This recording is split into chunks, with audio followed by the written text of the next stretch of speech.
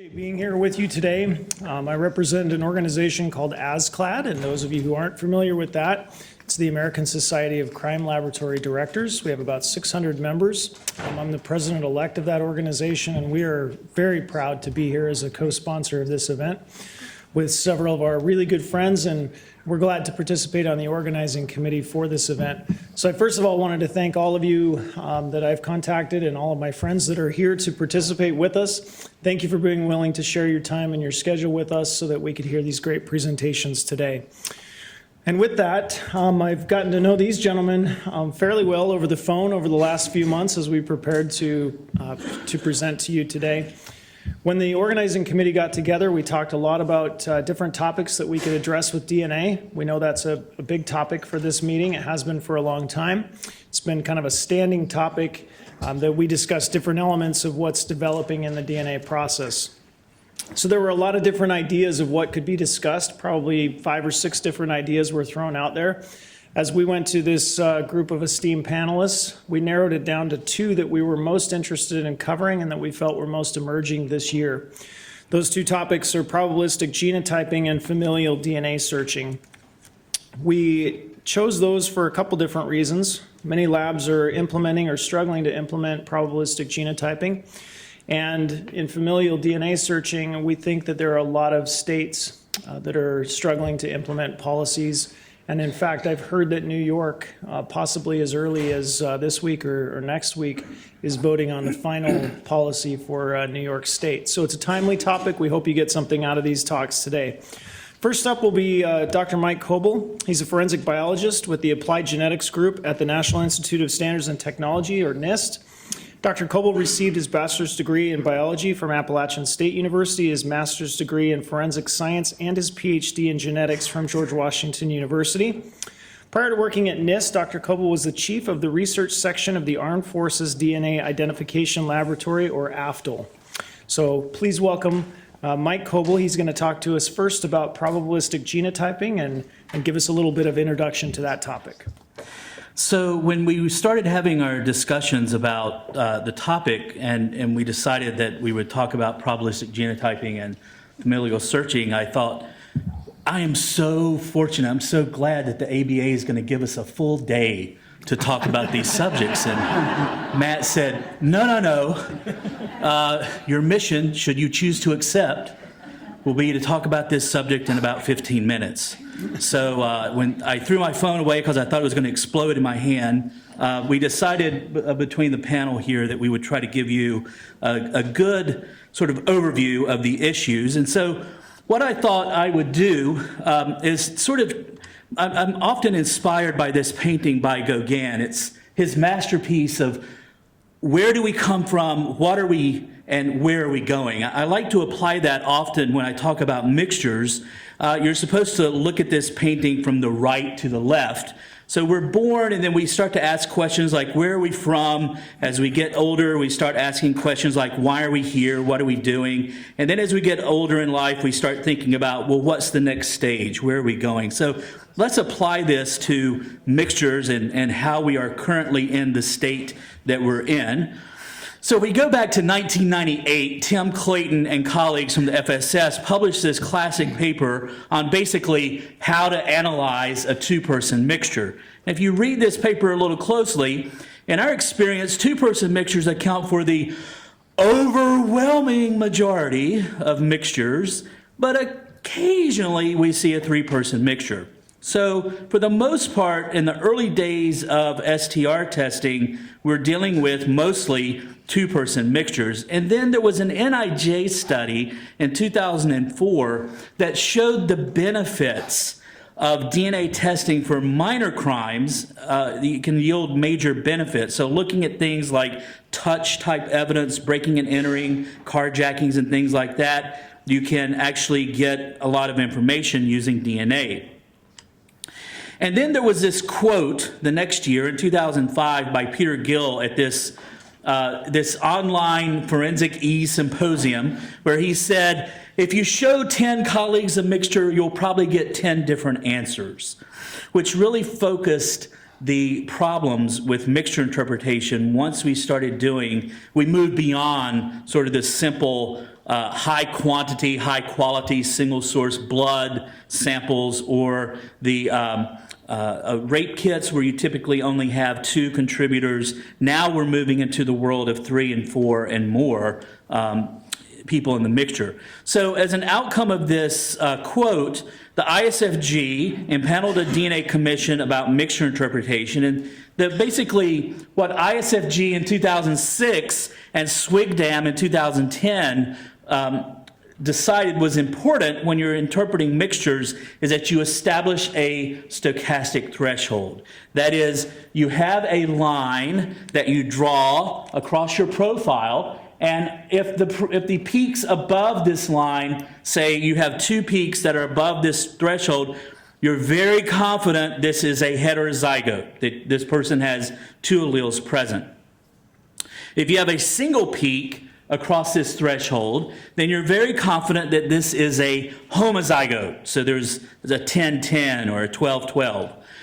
But if you have data that's below the stochastic, we now start to ask ourselves, well, we don't know. Is this really a homozygote? Or is this a heterozygote, but the sister peak has dropped out, is missing in the data? So we have some uncertainty now associated with these stochastic thresholds. The other thing I'd like to point out, the ISFG paper recommended points 1 and 2, the likelihood ratio is the preferred statistic for doing mixtures over RMNE, which is random man not excluded, or CPI, which has been traditionally the major statistic for mixture interpretation in the US. And number 2, scientists should be trained in how to use likelihood ratios. So I'll just take a brief second to show you what a likelihood ratio is. It's basically a ratio of 2 different probabilities. The probability of the evidence on top here, the probability of the evidence given a hypothesis, H1, divided by the probability of the evidence given an alternative or a second hypothesis, H2. So like, for example, if you have the evidence is a 12-13 and your person of interest is a 12-13, then H1, which is typically called the prosecution's hypothesis, is that the person of interest is the person who left this evidence.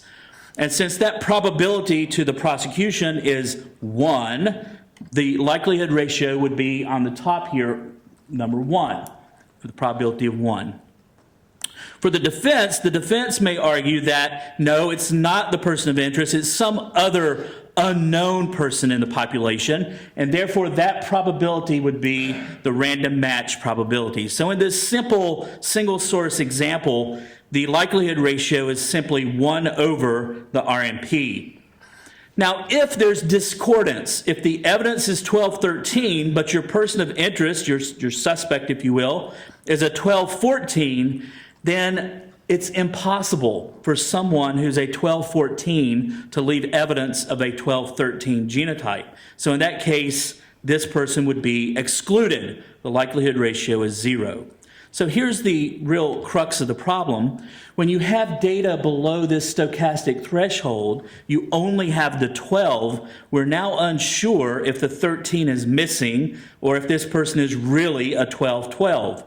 So for the prosecution's hypothesis, we have a question mark. It's not 1, it's not 0, it's not black, it's not white, it's 50 shades of gray. We don't know what that color is. Well, to summarize, from 2005 to 2010, there was a major shift in the laboratory on casework that's being submitted. We've moved away from the high quantity, high quality, sort of 2-person sexual assault evidence to more and more of the touch DNA samples, often with multiple contributors. Well, what are we doing? So I won't spend a lot of time, but as you're well aware of the news. There are issues that are happening across the U.S. The D.C. crime lab was closed for about a year because of the way they were interpreting mixtures. Similarly in Texas, there was a case where the lab did CPI using no stochastic threshold and had a stat of like 1 in a billion. Then they implemented a stochastic threshold, in the same case gave a stat of like 1 in 100. And so it created this issue where Texas had to go back and actually started looking at old cases and so forth. The Austin Crime Lab is still shut down. In fact, it's been taken over by the Texas DPS at the moment. Broward County in Florida had to suspend DNA work for a while because of the way they were interpreting mixtures. And in Prince George's County and outside of D.C., there were some issues about how mixtures were being interpreted there. So you often will see these types of headlines coming across the news about issues that are currently hitting the lab. So we know, I think the community knows, that we need to change, that we need to move away from doing CPI. And the reason why has to do with this issue of dropout, when you may have missing data. And when you have data that's between your analytical and your stochastic threshold. So currently, when you do CPI on a profile like this, and you have your stochastic threshold, you have data below your stochastic.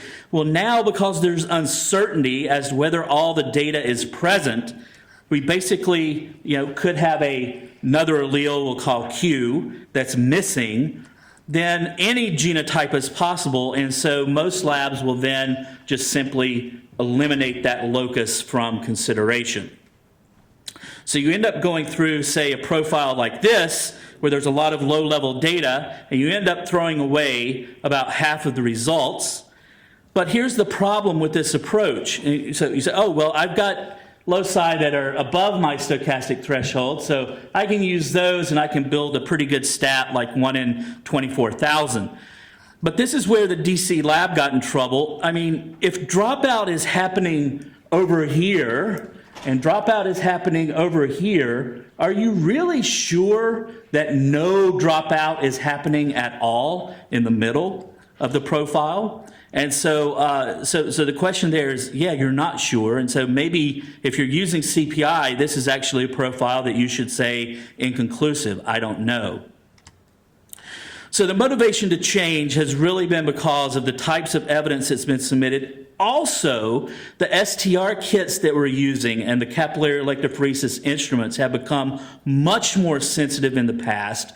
We're able to pick up very minor peaks that 15 years ago we would have never observed in the data.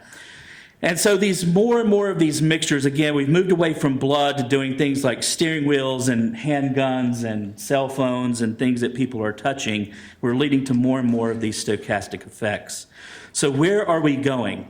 Well, probabilistic genotyping has taken the U.S. by storm. Now, it doesn't look very impressive at the moment. 18 labs have currently validated and are using StarMix, one of the programs out there. There are 54 more labs that are at various stages of either purchasing or validating or training at the moment. At least 7 laboratories that I know of are using TrueAllele. I tried to get a better number, but I didn't get a response back from cybergenetics. But I know of at least 7 laboratories that are currently using TrueAllele. And there's one laboratory using LabRetriever. I think there's probably a couple more out there that I don't know about. But you can see here that we are at a point where in the next year or two, we will be at about half of the U.S. will be using one of these probabilistic genotyping programs. So the probabilistic interpretation of alleles goes like this. When you have a very minor peak, if that peak were, say, close to your stochastic threshold, then I think we would probably agree that there's a much lower probability that you would have a missing allele. So here's the problem with stochastic thresholds. You draw a line in the sand and you say, well, at 150 RFUs, anything above it is okay, anything below it is, I don't know. Well, what about a peak that's 149? I mean, honestly, what's the difference in 149 and 150? Now, that's kind of a rhetorical question. I know the answer is 1, but really not a lot. Now, if that peak is at, say, 51 RFUs, which is close to your analytical of 50, well, now I would say, yeah, there's probably a much higher probability that dropout is happening. So rather than treating these peaks as 1 or 0, they're in or out, we're going to treat them with a probability. We'll treat them probabilistically. I tried to think of an example of how you can sort of think about this in a non-DNA example. So, because really one of the very first sort of uses of probabilistic thinking was by Alan Turing when they were trying to break the Enigma code. If you have seen the movie The Imitation Game and so forth, they were actually using Bayesian. They were using likelihood ratios in trying to do this. So they would have all these letters and so forth, and they were trying to figure out what is the code. So if I substitute all the letters of the alphabet with some other letter of the alphabet, and I gave you this, and I said, okay, your mission here is to break the code and solve this piece of classic literature that I have here. Well, there are two ways we can do it. Option one is brute force. So we basically go through letter by letter, substituting one at a time. That's 26 permutations, so that's about 10 to the 26 combinations, and now we're talking, you know, big numbers, okay? So I'll give you a few thousand years and come back and we'll see how you're doing. Now, some of these probabilistic programs are basically using option one. They're trying to solve it brute force. Another approach would try to use some type of a trial and error system where maybe we substitute letters two at a time and we'll see how well that works. If it works good, we'll keep it. If it works poorly, we'll try something else. And so this process is called Markov chain Monte Carlo. Did anybody use Google today? That's Markov chain Monte Carlo. When you do a Google search, they're trying to figure out what the hell you're looking for by seeing what other people who've searched what you're trying to search came up with.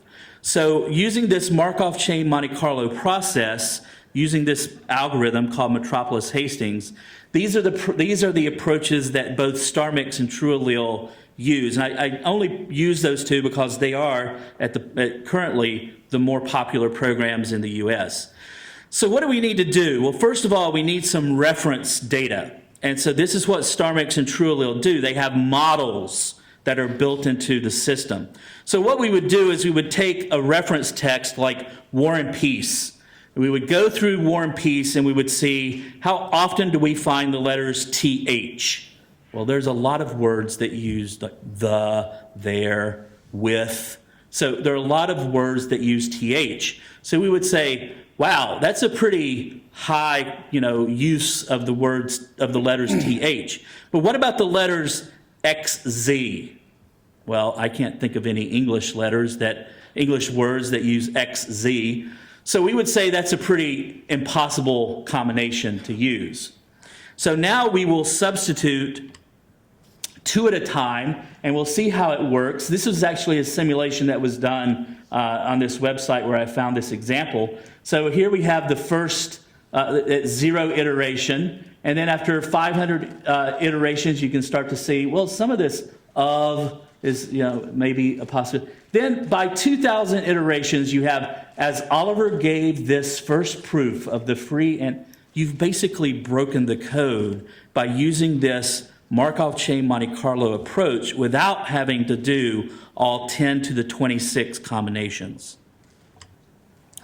So how does this work in DNA? Well, let's suppose we have this example at D16 where we have a major peak at 12 and a minor peak at 11. And the uncertainty here as to whether 11 is from the minor contributor, or is it stutter, or is it a combination of both? Or it could be there's dropout, so it's 11 something else, and the something else didn't show up. So what StarMix has done is given you here five possible combinations, and they've given this probabilistic weight to each one of these. So the highest weight here is if The major contributor is a 12-12. Notice the 12-12 is the same in all 5 of these examples. The major is a 12-12 and the minor is 11-12. The software thought that was possible 74% of the time in its simulations. Less likely is if the major was a 12-12 and the minor was a 12 something else, like a 12-13 or a 12-10, and it treats 11 as purely stutter. That was very unlikely, 0.0001% of the time. Now, for doing the stats, remember we're using a likelihood ratio. For our hypothesis for the prosecution, the likelihood ratio, the probability is no longer 0 or 1. In this case, it would just simply be the weight. That would be the probability that you would find a 12-12 and an 11-12, so 0.7428. And for the defense hypothesis, you would test each one of these 5. You would look at the genotype frequency times this weight. So we would do p squared for an 11-11 times 0.0441. We would do an 11 dropout times 0.0007 and so forth. And that's where your likelihood ratio is built. So I know that was a very quick cursory overlook of probabilistic genotyping, but I hope it gives you at least a little bit of a flavor of what these programs may be doing. We're in the midst at the moment of a sea change in the DNA community and how we interpret complex DNA profiles. And this is requiring, you can't do this type of probability of dropout using CPI. We have to move to the likelihood ratio. The probabilistic methods can make better use of the data compared to the binary methods, that is, where peaks are included or excluded, 1 or 0. And finally, forensic scientists and, I want to highlight, the legal community will really need to understand likelihood ratios and how these programs work, and not just simply rely upon, well, I fed the data into this black box, I punched a button, and then boom, I got this number, and I just need to cut and paste and go to court, and I'm all done. We really need to understand what is going on and why are we getting these numbers. So I'm going to turn it over to Drew, or maybe back to Matt.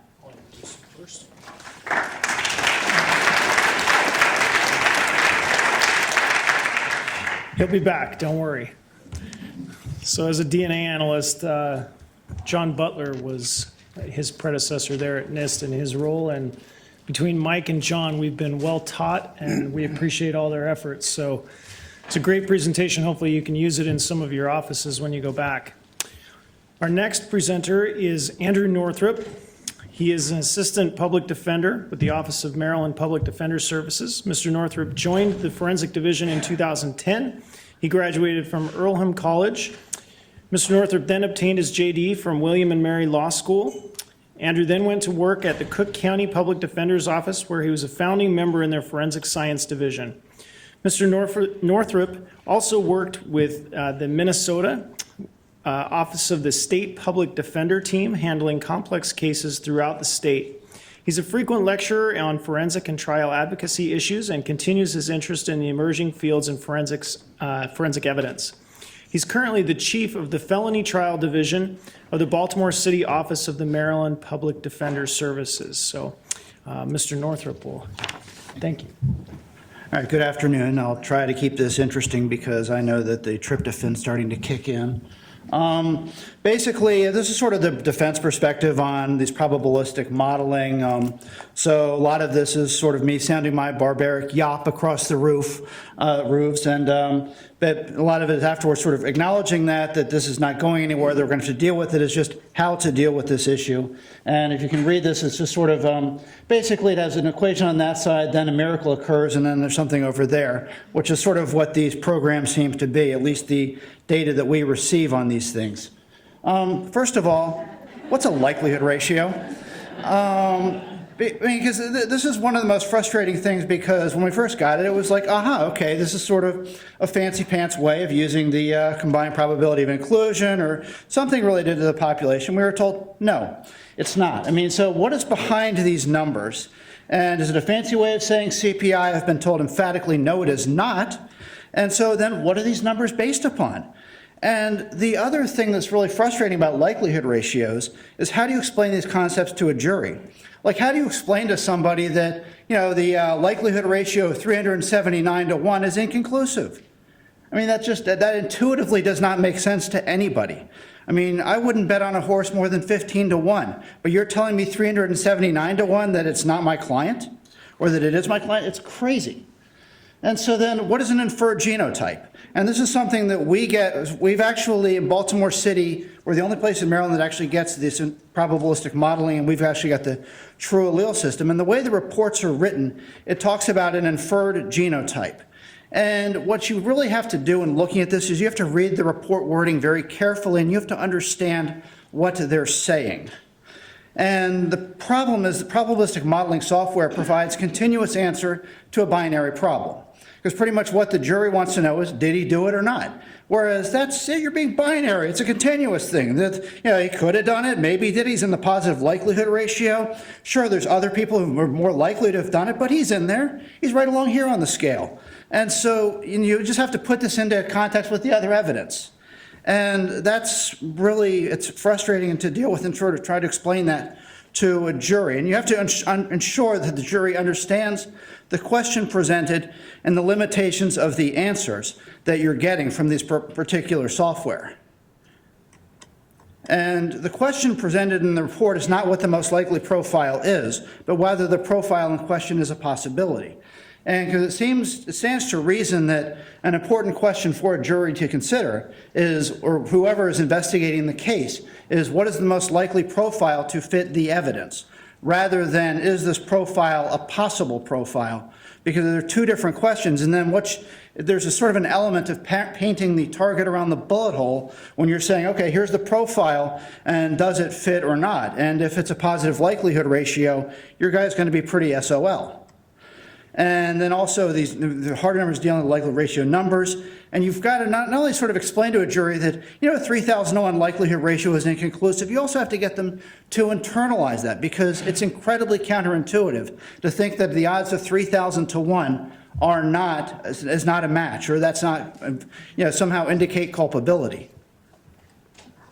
So how are these numbers calculated? And the probabilistic modeling uses the hundreds of variables for their calculation. And when you try and ask the analysts about this, it's hard to get a straight answer about this, because what they'll say is, well, we consider peak heights, peak shape, and then they list off a couple of other things in stutter position. And it's like, okay, what else? And it's really hard to come up with four or five things that are like the hundreds of variables. At least according to Perlin's literature, that's what he says, hundreds of variables. And it's always explained in generalities. You can never sort of know exactly how much they're weighted for each of these different things. So it's always a question mark of what the exact calculation is. And the request for the source code may be rebuffed because it's a trade secret, and all you need to look at are the validation studies. That shows that we're doing it properly. And so it becomes very frustrating to sort of figure out what exactly is behind the number that says that my client is culpable. I mean, how do you explain that? And the other thing is that one-size-fits-all software, because one of the things about true allele is that they basically will take all comers. Like, they'll take all, most labs will have validation studies that vary from machine to machine. You'll have the internal validation studies for the particular lab, but then you'll also have them by each machine. And whereas with true allele, they'll just do all of the stuff regardless. They'll just sort of run the software on whatever you give them. And to my knowledge, there's no consideration for what, these different variabilities in the machines, whether that's taken into account. And so then how does the software measure these variables? Do you look into the source code, the validations? And one of the interesting things about the software is that you get the data as interpreted by the probabilistic modeling software and not just by the DNA analyzer, because you'll get the FSA files from the lab, but there's also what true allele considers. And the other thing about true allele is that the analyst can actually modify the data if they so choose when they put it into true allele. And Whether they've actually been trained to do that is a question mark, because at least at the lab that we go to, there are no proficiency tests for true allele. They're trained in it, but there's no proficiency test to make sure that they're doing it properly, and there can be definitely some subjective implications for true allele, particularly when you have multiple runs and you're trying to decide which are the best runs and how those decisions are made. Like I have a case right now with true allele where there's a locus with 5 alleles, and they're considering it to be a 2-person mixture. And I'm trying to figure out what that is. That's based upon the training, education, and the experience of the analyst, presumably. And so is the algorithm correctly modeling all the possible variables that can affect how the peaks appear in the results? Dropout, stutter, allele sharing, or drop in. I mean, those are all things that need to be considered, but the question is, what are they doing, and are they doing it appropriately for not just in general, but also for this particular lab, for this particular machine? And if you try and ask questions about it, they say, trust us, look at the validations, everything's fine. And I want to give this is a case that I actually worked upon, actually my colleague worked upon this case. This is a case where it was a gun swab, because again, true allele is not used on your sort of garden variety where you've got all your data. These are sort of used on the low-level, difficult to interpret samples. And you'll say a lot of gun swabs, which if you go to a lab, you get gun swabs, and those gun swabs are always a mess. In this particular case, there's basically a 2-person mixture on a gun swab, and they had 3 profiles. One of them was from a suspect that was excluded. The other one was from the owner of the gun, and the third was from our hero. And the first, the thing that they did the first, they checked it out, and they did a 2-person mixture where they didn't assume either contributor. And so they found an inferred genotype to the owner of the gun, whose profile, even using the manual method, would be pretty clearly across.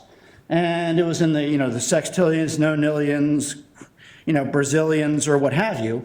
And then the next one, and this is in the one where they're not assuming either contributor, they say inconclusive, for our client, even though it's an odds of 2,500 or 300 or 800. So that's sort of what they did the first time. But then they assumed the presence of the gun owner, and at that point they get a match in the millions for our client. We're in the millions and the hundreds of thousands, which is a little strange, because you would think that if you assume somebody, you're going to take more alleles out of play and that the odds would go down rather than go up. And so it's a very strange case in that respect. But what makes this case even stranger is that, again, with any sort of likelihood ratio, you have to assume the number of contributors. So in this case, they assumed 2 contributors. And in this case, if you assume 2 contributors, looking at the data during the manual method, our guy's excluded. And so it's very odd. Like this right now is sort of the first line of the electropherogram. So there's the major contributor, and then there's the minor contributor, because basically you can see the major alleles. And so the minor contributor is right along the bottom. There are some question marks. And here's the client. And so our client is a 1314. If you assume 2 contributors at that locus, that's D18, there's a 12 and a 16 is the major, then there's a 14 and 15 minor. Our guy's a 1314. What's going on? And so then you've got that one over there. We've got the major it's a D10, where the major is a homozygous 15, and the minor is a 1213. Our guy's an 1113. And so clearly, if you just are looking at this, if you assume 2 contributors and you assume this data is correct, then our client must be excluded. And you go to page 2. This is the second line. And again, you have another locus where he's excluded, where you've got an 18 and a 23. The minor is a 17. Our guy's a 2021. And if you look at the others, where you've got the major profiles pretty clear throughout, which is the gun owner, is not surprising. But then you have the sort of question marks at the bottom, and somehow he's included in the rest of this. And it was a very frustrating case, because you've got this program that's saying that he's included in the mixture, but looking at this, it seems like that result is all wrong. And then you will get you will get this type of chart. And what this is this a locus by locus, and it has the likelihood ratio across for each of the locuses by ethnic groups. And one of the things you'll notice that there are several locations where you've got a negative likelihood ratio at particular loci. And I guess I'm kind of old school, but I thought that if you were excluded from one locus, then that would be you excluded from the whole thing. I mean, so you've got like a few loci where they've got a negative likelihood ratio, but somehow is included in the rest rather because it's merely added up. And this is sort of a very strange concept to get my head around. Because if I go into a liquor store with a lottery ticket and I go up there and I've got 12 out of the 15 numbers, I'm not going to get the money. But I'm going to say, oh, you're being too binary. Let's look at this continuously. Give me some of the money. I mean, of course, I'll get laughed out of there. But that's sort of what's going on. And so it's very strange to wrap your head around this notion that he can be excluded in some of these loci and somehow be included in the entire thing. And if you're looking at the cases like this, if you've got one of these cases, you're going to want to look at this particular data where they actually have the locus by locus likelihood ratio at each one by ethnic group. And then also, you're going to look at the inferred genotype tables. And this was really sort of interesting because this was the first contributor was the complaining, or the owner of the gun. And the owner of the gun was basically first all the way across, as you can tell by the fairly strong profile that she had. But then the second contributor, you can see that this is the first locus. So they're assuming the second contributor, he's at the CSF, he's all the way down there. He's all the way down there. He's down there. And so there are all of these other profiles that are more likely. You can, and then basically, if you've got one of these cases, you probably want to cross-examine on this and just sort of point out all the possible profiles. And I know analysts are reluctant to do math on the stand, which is why you bring a calculator with you to make it easier for everybody. And just sort of go through locus by locus. But you can see that, okay, there's only a 0.0081 chance that this is the possible combination, even using their data. And the most likely combination is a 10 or 11. And you go through the D10, where, again, that's the one where the alleles aren't showing up at all, and somebody else's alleles are showing up, and it's only a 0.0025. And you've got the D12, and although that one is the D13, the profile's up there. And you sort of go all the way across. And of course, there's this one right, D19, where they go through 61 genotype probabilities, and none of them match the defendant. But somehow he's included in this mixture, and when they're trying to link the gun to him. And then you've got the D2, again, you're down, you got to go 2 pages into it. And so I guess the bottom line when looking at this stuff is never take the report at face value. You always have to sort of look what's behind that. And it's the inferred genotype, that's not saying that it's the inferred genotype, it's sort of a continuum. Basically, I think of it like a video footage from a surveillance video, and you've obviously got like a really clean shot of an individual at one end, and then the other end you've got somebody who's excluded because maybe your client's white and the person in the video is black, and maybe he's wearing a red hat and blue pants or something like that, where you can probably point to some of similarities, but it's not going to be the most likely individual in the video. You're always going to be able to look at that and see if there's somebody more likely, because the fact is that if there were something more likely, if it was that dead on for your client, they probably wouldn't be using true allele. They'd probably just be using the regular method, and you'd be dealing with your garden variety, 7 quadrillion to 1. And again, you have to understand the question presented. What are they asking? What are they trying to do? And get the discovery. You have to get all of the underlying discovery. And I give talks all over the place. And one of the basic rules that I have is always get the discovery, because you're not going to understand it just by looking at the report. The reports are written in a manner to seem more inculpatory. So you're going to want to get all of the underlying data. And don't be intimidated by the science, which is sort of a weird thing to say to this room full of scientists, but for basically trained monkeys like myself, it's sort of important to try and internalize that you can't really be intimidated. You sort of have to understand. And if something seems intuitively off, chances are that it is. And then the other thing is always keep the juror's perspective in mind. And because when you start getting into this area, you start to internalize this information. And a lot of it is not intuitive for a juror. So you always have to keep in mind what they are thinking or how they're going to view it, because it will sort of allow you to sort of understand how they see it, and also just sort of make sure that you're not talking above them. You want to make sure that you are basically reaching them at their level. That's pretty much all I have to say. Thank you. Our next presenter, Rockne P. Harmon, is currently employed as a consultant for numerous law enforcement agencies dealing with such issues as cold case investigation and many other issues related to forensic DNA typing. He's been an instructor at UC Davis in the Masters of Forensic Science program from 2007 to 2015. He retired in 2007 after a 33-year career as a senior deputy district attorney for Alameda County, California. He's the chairman of the California District Attorneys Association Forensic Science Committee and was on the advisory board to the International Homicide Investigators Association for many years.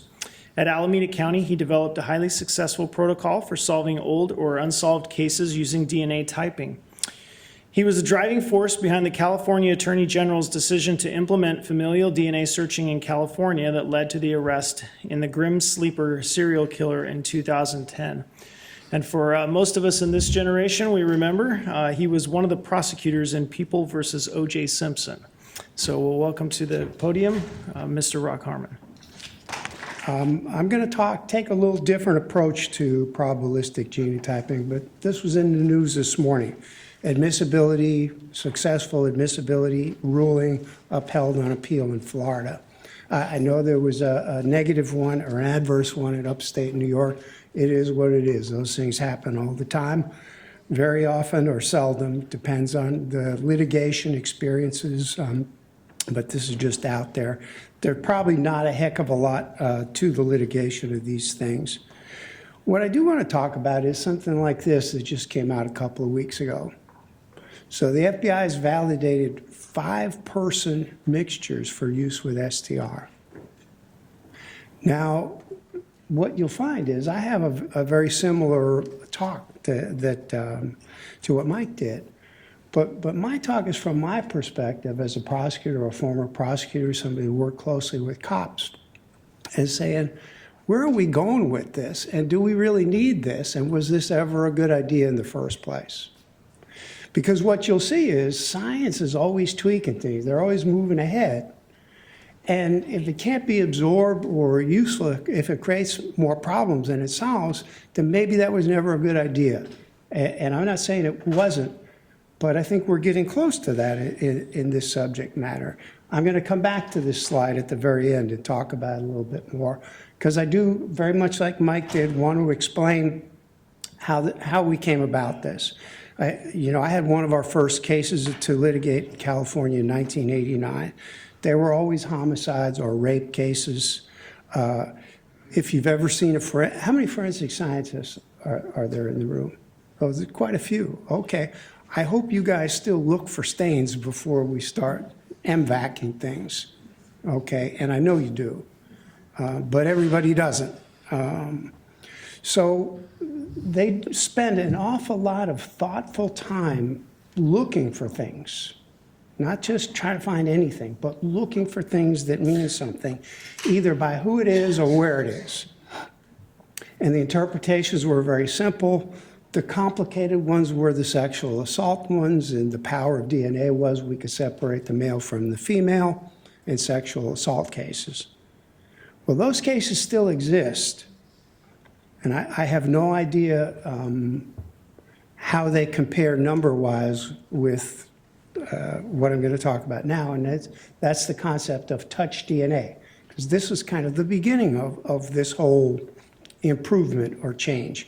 1997 article that said, there's really a lot of stuff there that gets transferred deliberately or inadvertently, so we ought to start looking at that. And that's one of the first things that raised awareness of it. And these were things that weren't being typed.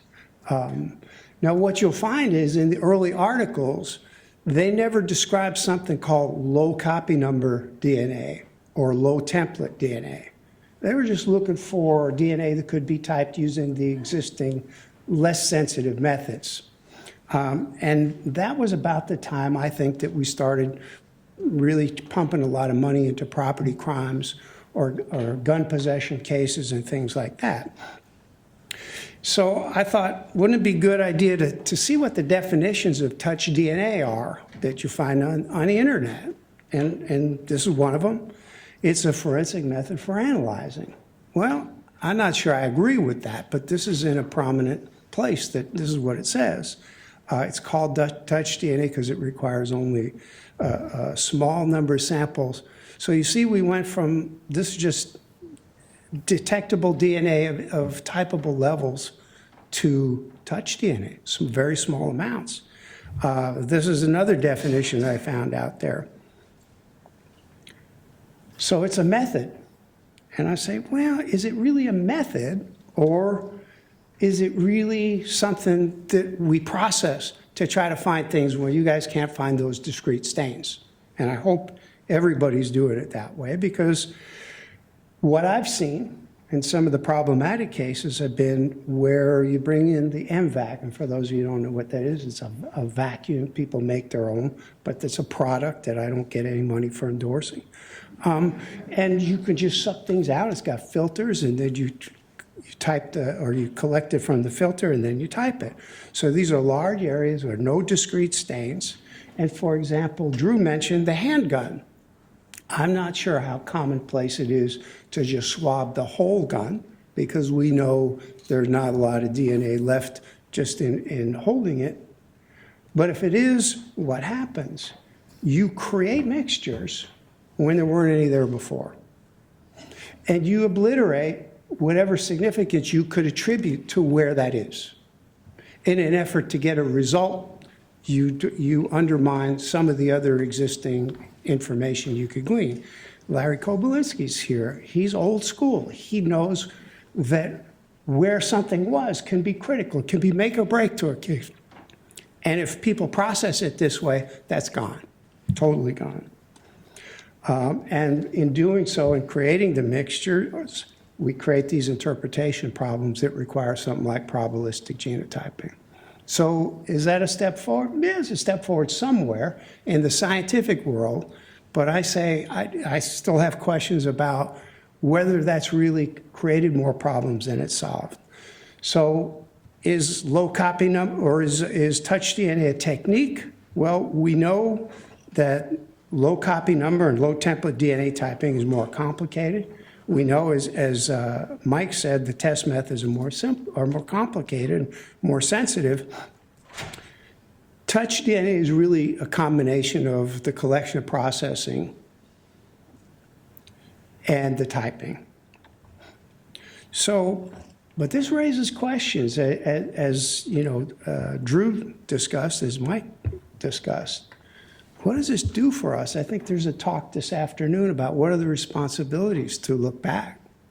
And what you'll find is, I think it's created a responsibility, and you've seen it. Mike talked about the problem places.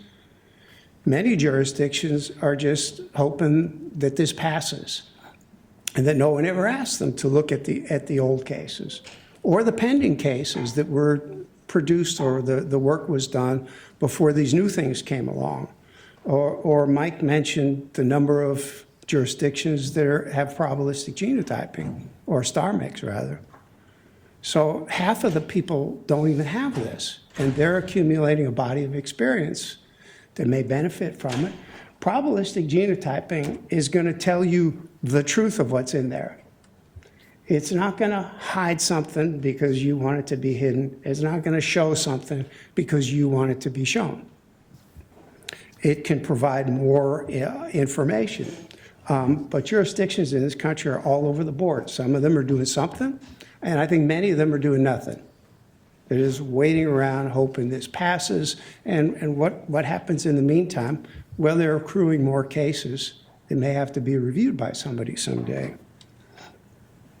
So the Texas Forensic Commission, Mike and I had a passing experience with it about a year ago. They have an organized approach, and if you want to take a look at it, it's remarkable in one sense. First off, their problems were identified, couldn't be avoided. But it's a joint undertaking between the prosecution and the defense. They have equal representation on it. And it's looking to find out the truth of those old cases.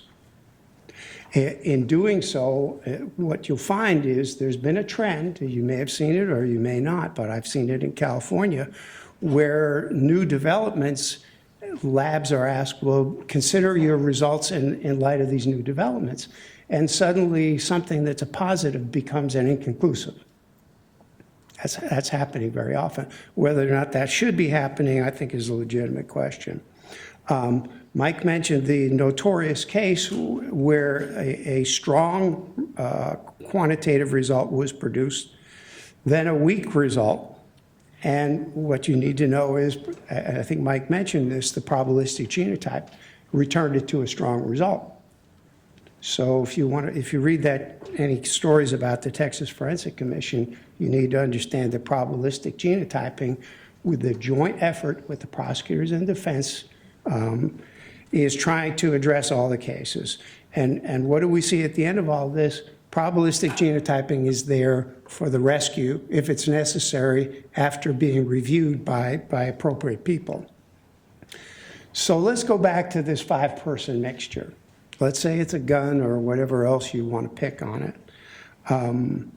The questions I have, if I'm a defense attorney, are who are the other 4 guys?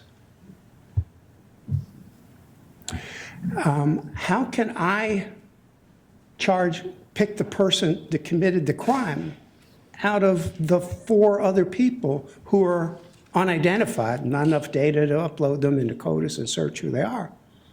So to me, mixtures like that the FBI must have spent a lot of time and resources producing that validation, are unrealistic, impractical, can provide very little input to an investigator. Are there any police officers here? I saw Manny here earlier. I thought I did, no? But what do we know? Cops love touch DNA. They say, do you guys get hit with touch DNA, process everything? Because there might be something there. They love it, okay, without regard for what's going to come out the other end and the prosecutor who has to try to make some sense with it. But to me, commendable scientific efforts like this have made little contribution to the problems that most of us solve on a day-to-day basis. Thank you.